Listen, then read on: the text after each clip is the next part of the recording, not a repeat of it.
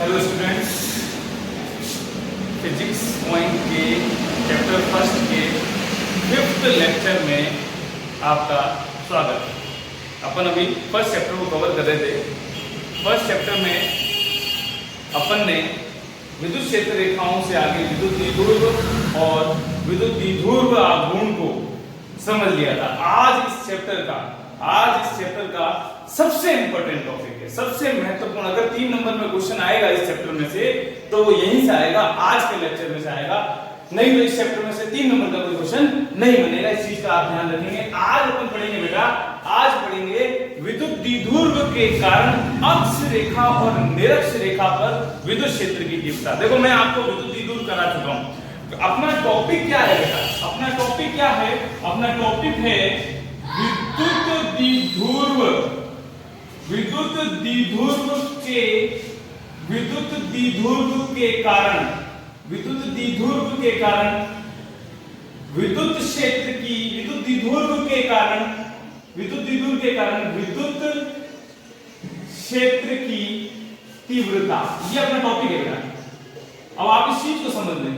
विद्युत द्विध्रुव क्या होता है मैं समझा चुका हूं। अब विद्युत द्विध्रुव के कारण विद्युत क्षेत्र की तीव्रता दो पॉइंट्स में निकाली जाती है। एक अक्ष रेखा पर विद्युत क्षेत्र की तीव्रता होती है बेटा, और दूसरा होती है निरक्ष रेखा पर विद्युत क्षेत्र की तीव्रता।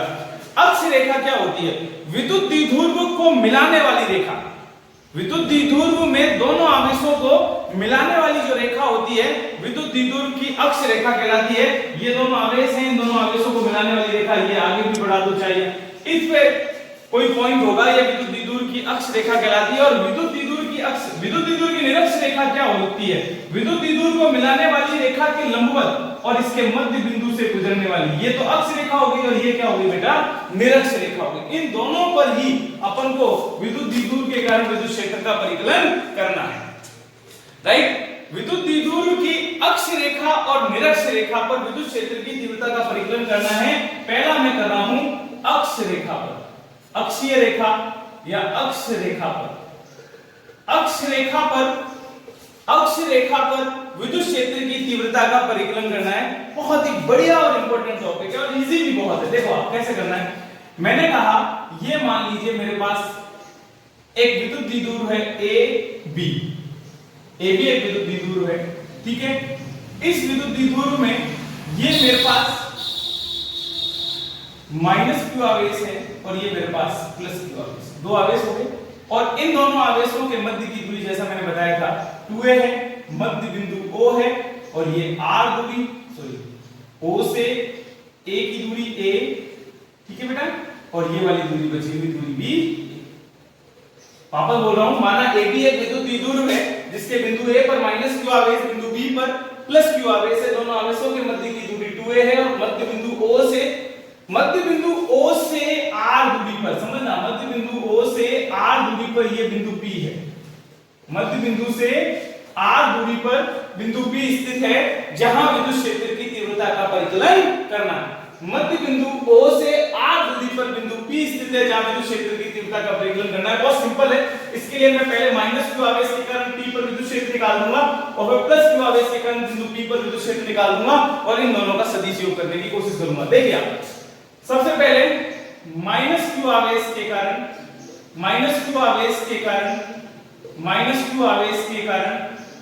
P पर विद्युत क्षेत्र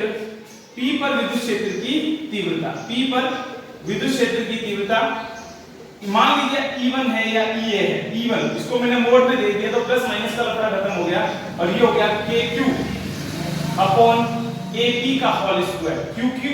KQ अपॉन AP का होल स्क्वायर या KQ अपॉन यहां से लेकर यहां तक की दूरी यानी R, देखो ये हो गया R और ये हो गया A, यानी R प्लस A का होल स्क्वायर। और इसकी दिशा क्या होगी? मैंने बताया माइनस आवेश के कारण अंदर की ओर होती है, तो इसकी दिशा जो होगी वो PA वेक्टर होगी, P से A की ओर। ये E1 वेक्टर है, ये E1 वेक्टर है। इसी प्रकार +q आवेश के कारण P पर विद्युत क्षेत्र की तीव्रता, P पर विद्युत क्षेत्र की तीव्रता कितनी हो जाएगी बेटा? E2 बराबर KQ अपॉन BP का होल स्क्वायर, ये हो जाएगा KQ upon R minus A का होल स्क्वायर। और इसकी दिशा बाहर की ओर होगी क्योंकि धनात्मक आवेश के कारण बाहर की ओर होती है, तो इसकी दिशा क्या हो जाएगी बेटा? इसकी दिशा हो जाएगी BP वेक्टर। अब आप देखो, एक E1 जो है वो इस दिशा में है और E2 इस दिशा में, मतलब विपरीत दिशा है, यानी परिणामी जो होगा इन दोनों का डिफरेंस होगा। E2 का मान ज्यादा है, E1 का मान कम है, दिखती सी बात है, तो कितना हो जाएगा? अतः P पर परिणामी विद्युत क्षेत्र, P पर परिणामी विद्युत क्षेत्र E बराबर E2 माइनस E1। दिशा भी क्या हो जाएगी? जो E2 की दिशा है, E2 माइनस E1 हो जाएगा, सही बिल्कुल। तो E बराबर E2 का मान KQ upon R minus A का होल स्क्वायर और minus KQ upon R plus A का होल स्क्वायर। इसको सॉल्व कीजिए। E बराबर KQ को मना गया 1 अपॉन R माइनस A का whole square minus 1 upon R plus A का होल स्क्वायर।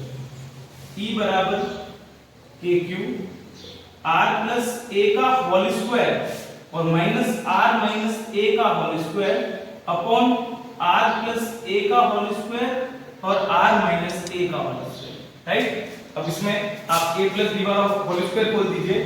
E बराबर KQ, ये हो गया आपके पास R square plus A square plus 2AR, right.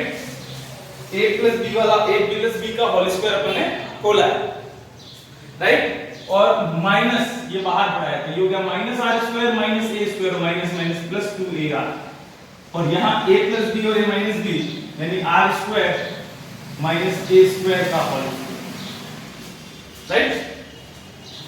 R square plus का R स्क्वायर माइनस का कैंसिल हो जाएगा, A स्क्वायर प्लस का A स्क्वायर माइनस का कैंसिल हो जाएगा।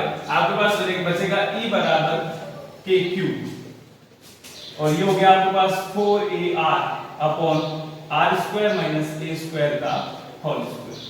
थोड़ा सा रीअरेंज करें, ये हो गया KQ, K को अलग कर दिया, Q into 2A को अलग कर दिया तो 2R अलग रह गया, राइट। और ये हो गया R square minus A square का होल स्क्वायर।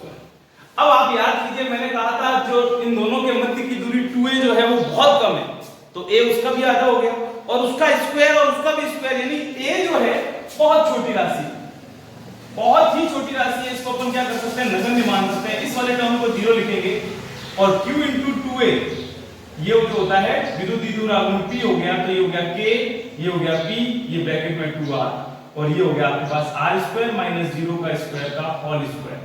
E बराबर 2KP R अपॉन R4, एक R से एक R कैंसिल हो जाएगा। E बराबर 2KP अपॉन R बराबर 2KP अपॉन R3। ये विद्युत द्विध्रुव की अक्ष रेखा पर, विद्युत द्विध्रुव की अक्ष रेखा पर विद्युत क्षेत्र की तीव्रता है ये बेटा। और इसका सदिश रूप अगर आप लिखना चाहें तो E वेक्टर बराबर 2KP वेक्टर अपॉन R। ये आपके पास फॉर्मूला बना है, इंपॉर्टेंट टॉपिक था जो पूरा हुआ है। विद्युत द्विध्रुव की अक्ष रेखा पर, विद्युत द्विध्रुव की अक्ष रेखा पर विद्युत क्षेत्र की तीव्रता जो कि क्या है बेटा? 2kp upon R। ये इसके आगे अपन चलते हैं।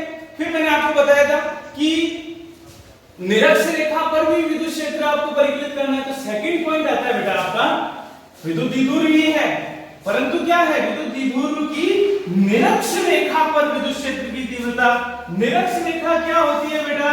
निरक्ष रेखा होती है विद्युत द्विध्रुव के दोनों आवेशों को मिलाने वाली रेखा के लंबवत और उसके मध्य बिंदु से गुजरने वाली रेखा विद्युत द्विध्रुव की निरक्ष रेखा कहलाती है बेटा। तो देखिए सेकंड पॉइंट, निरक्ष रेखा पर, अब ये थोड़ा उससे ज्यादा इंपॉर्टेंट है, अक्ष रेखा से निरक्ष रेखा वाला पॉइंट ज्यादा इंपॉर्टेंट है, समझिए। ये माइनस क्यू आवेश और ये प्लस क्यू आवेश, यानी AB एक विद्युत द्विध्रुव जो वहां लिया था वही AB विद्युत द्विध्रुव है जिसके A बिंदु पर -q आवेश है और B बिंदु पर +q आवेश है और O इसका मध्य बिंदु है और ये निरक्ष रेखा है। इस निरक्ष रेखा इस निरक्ष रेखा पर ये मान लीजिए P बिंदु है जो कि R दूरी पर है। इस P बिंदु पर विद्युत क्षेत्र की तीव्रता का परिकलन करना है। तरीका तो वही है, देखो आप इसको इससे मिला दो और इससे इसको मिला दो तो ज्यामिति के अकॉर्डिंग ये कोण और ये कोण बराबर होंगे। अगर ये थीटा है तो ये कोण भी थीटा ही होगा ज्यामिति के अकॉर्डिंग। ये दूरी जो है ये पाइथागोरस थ्योरम के अकॉर्डिंग r² प्लस a² के बराबर √, और ये वाली दूरी भी जो है वो क्या हो जाएगी r² प्लस a² के बराबर हो जाएगी, राइट। r² प्लस a², ये दूरी के बराबर है। ऐसे इसको अलग से लिख देते हैं डायग्राम में, थोड़ा अजीब लग रहा है। अभी देखता हूं AP बराबर BP बराबर √r² प्लस। अब मैं -q आवेश के कारण अगर विद्युत क्षेत्र निकालूं और +q आवेश के तो दूरी और आवेश का परिमाण समान है, इसका मतलब बिंदु P पर विद्युत क्षेत्र की तीव्रता का परिमाण समान होगा। कैसे? देखो -q आवेश के कारण विद्युत क्षेत्र -q आवेश के कारण P पर विद्युत क्षेत्र की तीव्रता मैंने क्या मानी, वही E1 मानी। तो मोड ऑफ E1 बराबर kq अपॉन क्या हो गया ये AP का होल स्क्वायर, यानी kq अपॉन AP का होल स्क्वायर करोगे तो r² प्लस a² आ जाएगा बेटा, सही है। इसकी दिशा की बात करोगे तो ये E1 इसकी दिशा होगी। अब यहां समझ लो ये E1 दिशा क्या होगी, इसकी दिशा PA वेक्टर इसी प्रकार प्लस q आवेश के कारण P पर विद्युत क्षेत्र की तीव्रता, इसी प्रकार प्लस q आवेश के कारण P पर विद्युत क्षेत्र की तीव्रता E2 होगी और E2 का मान क्या होगा kq अपॉन BP का होल स्क्वायर, यानी kq upon r² plus a²। इसकी दिशा यहां धनात्मक आवेश से बाहर की ओर, यानी ये दिशा होगी।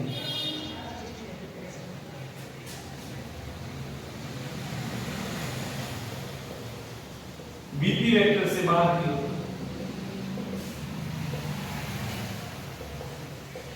अब आप समझो समीकरण 1 व 2 से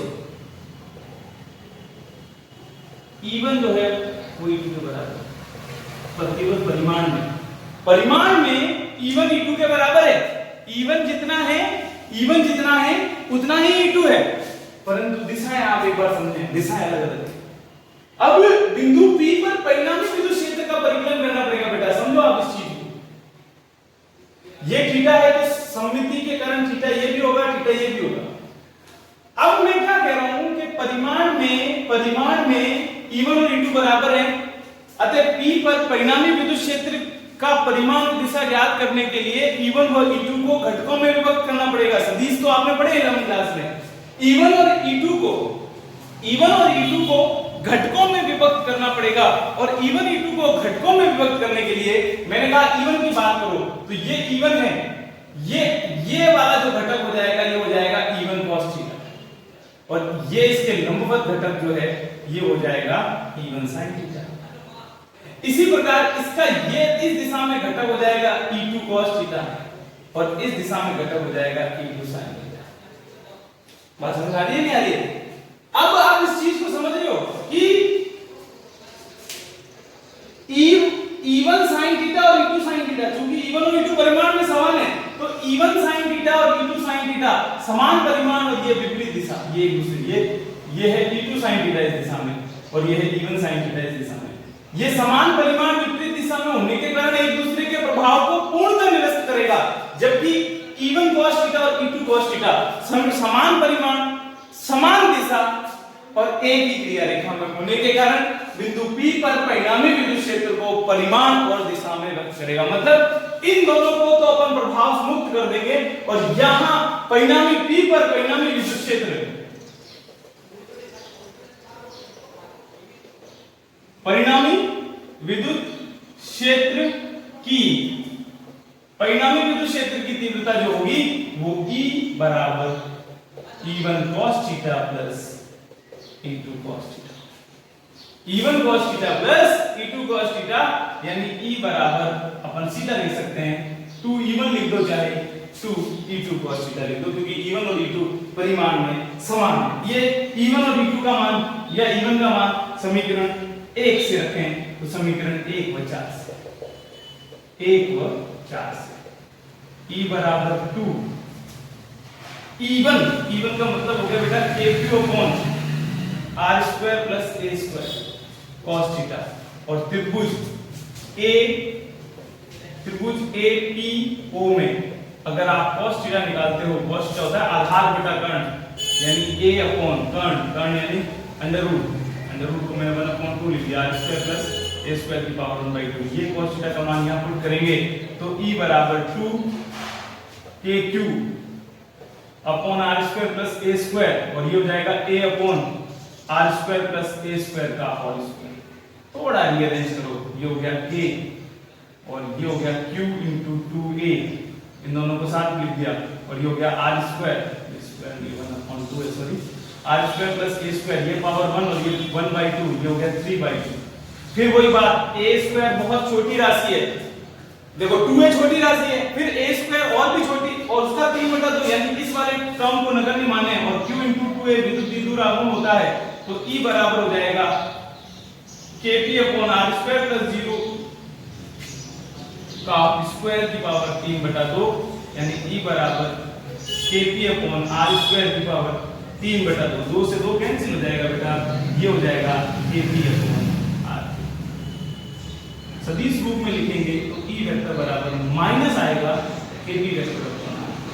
यहाँ माइनस साइन इसलिए आ रहा है क्योंकि P वेक्टर की दिशा माइनस आवेश से प्लस आवेश की ओर होती है, जबकि यहाँ परिणामी विद्युत क्षेत्र की दिशा जो है वो ये धनात्मक आवेश से ऋणात्मक आवेश की ओर, इसलिए सदिश रूप लिखते वक्त यहाँ ध्यान रखोगे इसमें माइनस आएगा। निरक्ष रेखा पर विद्युत क्षेत्र की तीव्रता में क्या आएगा Kp अपॉन R क्यूब, वो भी माइनस साइन के साथ। इसका मतलब साफ समझ में आ रहा है कि जितनी दूरी पर अक्ष पर विद्युत क्षेत्र है उतनी ही दूरी पर निरक्ष पर विद्युत क्षेत्र अक्ष पर विद्युत क्षेत्र का आधा रह जाता है। बात समझ आ रही है? आप 10 सेंटीमीटर दूरी पर अक्ष पर विद्युत क्षेत्र निकालते हो, जितना विद्युत क्षेत्र आएगा उसका आधा रह जाएगा निरक्ष पर विद्युत क्षेत्र। इस चीज का ध्यान रखना। वहां 2 Kp अपॉन R क्यूब था, यहां पर क्या है बेटा Kp upon R cube. Clear बात समझ में आई है? 2 डेरिवेशन हुए हैं आज के लेक्चर में। आपने विद्युत द्विध्रुव की अक्ष रेखा पर विद्युत क्षेत्र की तीव्रता निकाली है और विद्युत द्विध्रुव की निरक्ष रेखा पर विद्युत क्षेत्र की तीव्रता निकाली। दोनों, एक में 2 Kp अपॉन R क्यूब आया था और एक दूसरे में निरक्ष वाले में Kp अपॉन R क्यूब आया। बात समझ में आई यहां तक? नेक्स्ट आपके पास इस चैप्टर का लास्ट टॉपिक है विद्युत द्विध्रुव के कारण एक समान विद्युत क्षेत्र में विद्युत द्विध्रुव पर बल एवं बल आघूर्ण। ये क्या चीजें?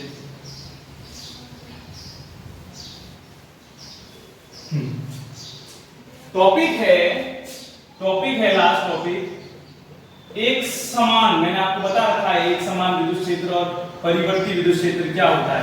एक समान विद्युत क्षेत्र में विद्युत द्विध्रुव पर बल एवं बल आघूर्ण। एक समान विद्युत क्षेत्र में विद्युत द्विध्रुव पर बल एवं बल आघूर्ण। एक समान विद्युत क्षेत्र में विद्युत द्विध्रुव पर बल एवं बल आघूर्ण, ये आपको निकालना है। एक समान विद्युत क्षेत्र, मैंने क्या कहा था? एक समान विद्युत क्षेत्र का मतलब होता है समांतर रेखाओं से प्रदर्शन। मान लीजिए कोई स्थान है मेरे पास जहां एक समान विद्युत क्षेत्र E वेक्टर है, ये E वेक्टर। यहां एक विद्युत द्विध्रुव AB की कल्पना करते हैं। AB की कल्पना, ये माइनस क्यू आवेश, ये इस पर प्लस क्यू आवेश, और दोनों आवेशों के मध्य होगा। ये थीटा कोण पर स्थित है, यहाँ ये थीटा कोण पर स्थित है। देखिए समझिए इस चीज को। माना एक ही एक विद्युत द्विध्रुव है जो कि एक समान विद्युत क्षेत्र P वेक्टर में थीटा कोण पर स्थित है। अब इसके ए बिंदु पर -q आवेश है तो इस पर बल लगेगा F बराबर -QE वेक्टर जो कि इस दिशा में, और इसको FA बोल दिया, और इस बिंदु पर FB पर लगेगा वो भी लगेगा +QE जो कि इस दिशा में। तो यहां दो बल हो गए देखो बेटा, एक तो इस दिशा में हो गया QE और दूसरा इस दिशा में हो गया -QE। नहीं बात समझ में? अब यहां इस चीज को समझो कि समान परिमाण और विपरीत दिशा के दो बल हैं। आप समझ रहे हो? FA जो है वो -QE वेक्टर है और FB जो है वो +QE वेक्टर है। दो बल हैं, समान परिमाण है, विपरीत दिशा है, परिणामी बल निकालें। तो F बराबर FA + FB यानी F बराबर -QE + QE यानी 0। बिल्कुल सही। F बराबर 0 का मतलब कोई बल नहीं लग रहा, बिल्कुल सही है। देखो ऐसी स्थिति में क्या हो रहा है, ये दोनों बल एक दूसरे के प्रभाव को खत्म कर रहे हैं, परंतु क्रिया रेखा समान नहीं है। इसकी क्रिया रेखा ये है और इसकी क्रिया रेखा ये है, दोनों की क्रिया रेखा समान नहीं है। ऐसी स्थिति में दो समान परिमाण और विपरीत प्रकृति के दो बल जिनकी क्रिया रेखाएं समान नहीं होती हैं, वे आपस में मिलकर एक बल युग्म का निर्माण करते हैं, बलागुण का निर्माण करते हैं। किसका निर्माण करते हैं बेटा? बलागुण का निर्माण करते हैं। तो यहां अपन ये कह सकते हैं कि बल जो है वो तो शून्य है, विद्युत एक समान विद्युत क्षेत्र में विद्युत द्विध्रुव पर बल शून्य है, परंतु बलागुण क्या है? बलागुण का मान टाउ है। बलागुण बल इंटू बलों के बीच की, बल इंटू बलों, अब इसको बलों के बीच की लंबवत दूरी, इसको मैंने लिख दिया, तो लंबवत दूरी होगी बेटा BC। दोनों के बीच की लंबवत दूरी क्या हो जाएगी बेटा? BC। ठीक है, तो अब आप देखो टाउ बराबर ये हो गया QE। दोनों में से कोई भी बल ले लिया है, ले लिया मैंने, QE परिमाण लिया, और BC का मान निकालो आप। त्रिभुज ABC में अगर मैं sin थीटा लेता हूं तो sin थीटा लंब बटा कर्ण होता है BC/कर्ण 2a, तो BC का मान आ जाएगा 2a sin थीटा। तो ये आ जाएगा 2a sin थीटा। इसका मतलब हो गया टाउ बराबर Q इंटू 2a को साथ में लिया और ये हो गया बेटा E sin थीटा। राइट, तो ये हो गया टाउ बराबर PE sin थीटा, क्योंकि Q इंटू 2a जो होता है विद्युत द्विध्रुव आघूर्ण होता है। Q इंटू 2a क्या होता है बेटा? विद्युत द्विध्रुव आघूर्ण। तो ये हो गया PE sin थीटा, और सदिश रूप में देखें तो टाउ वेक्टर बराबर E vector cross E vector. मतलब क्या होगा, यहां इन दोनों बलों के कारण विद्युत द्विध्रुव पर एक बल आघूर्ण अनुभव होगा, बल आघूर्ण का अनुभव होगा। उस बल आघूर्ण के तहत विद्युत द्विध्रुव विद्युत क्षेत्र की दिशा में क्या होगा? संरेखित होने का प्रयास करेगा। इस बल आघूर्ण की दिशा जो होगी P और E से बने तल के लंबवत होती है। तो यहां आप इनकी विशेष स्थितियों को आप समझ सकते हो। पहला पॉइंट है, यदि P व E समांतर है, अर्थात थीटा बराबर 0 डिग्री, थीटा अगर 0 है तो टाउ वेक्टर बराबर PE sin 0, और sin 0 क्या होता है? 0। इसका क्या मतलब हुआ? मतलब ये स्थायी साम्यावस्था कहलाएगी, विद्युत द्विध्रुव की स्थायी साम्यावस्था। ये क्वेश्चन पूछा हुआ बोर्ड एग्जाम में, स्थायी साम्यावस्था के लिए P और E के मध्य कोण कितना होना चाहिए? 0 डिग्री होना चाहिए। दूसरा आता है, यदि प्रति समांतर है। प्रति समांतर का मतलब होता है थीटा बराबर 180 डिग्री। दोनों ही केसेस में टाउ का मान 0 ही आएगा, क्योंकि sin 180 भी 0 ही होता है, ये भी 0 होगा। परंतु ये स्थायी साम्यावस्था कहलाती है और ये विद्युत द्विध्रुव की अस्थायी साम्यावस्था कहलाती है। समझ में आई बात? ये क्वेश्चन पूछा हुआ है, ये स्थायी साम्यावस्था के लिए थीटा बराबर 0 और अस्थायी साम्यावस्था के लिए थीटा बराबर 180। सही भी है। देखो अगर इस तरह से A इधर है और B इधर है तो ये स्थायी साम्यावस्था है, दोनों एक दूसरे के प्रभाव को निरस्त कर देंगे, इधर +QE और इधर -QE। परंतु अगर उल्टा रखा हुआ है तो भी ये एक दूसरे के प्रभाव को खत्म करेंगे, परंतु इनका प्रभाव इस तरह से होगा कि ये ए जो है बी का स्थान लेने की कोशिश करेगा और बी जो है वो ए का स्थान, इसीलिए इसको अस्थायी साम्यावस्था कहलाती है। और तीसरा अधिकतम बल आघूर्ण की स्थिति है जो कि P व E लंबवत है, अर्थात थीटा बराबर 90 डिग्री। इस स्थिति में टाउ बराबर PE sin 90 sin 91 होता है, टाउ बराबर ये इसकी अधिकतम बल आघूर्ण की स्थिति। देखो इस ऑनलाइन क्लासेस के अंदर वीडियोस के अंदर हो सकता है आपको कुछ प्रॉब्लम्स भी आ रही हो, कुछ साउंड की प्रॉब्लम है, मैंने पहले भी एक लेक्चर में भी आपको बताया, परंतु हम बहुत मेहनत कर रहे हैं। आप इनको समझने की कोशिश करो, आपको पूरा सिलेबस जो है वो मिलेगा। आप ज्यादा से ज्यादा इसको शेयर करें, लाइक करें, आप सब्सक्राइब करें, राइट। ये आपका चैप्टर फर्स्ट जो है वो 5 लेक्चर में पूरा हुआ है। नेक्स्ट लेक्चर में या तो मैं सेकंड चैप्टर स्टार्ट करूंगा या इसके न्यूमेरिकल्स देखेंगे अपन।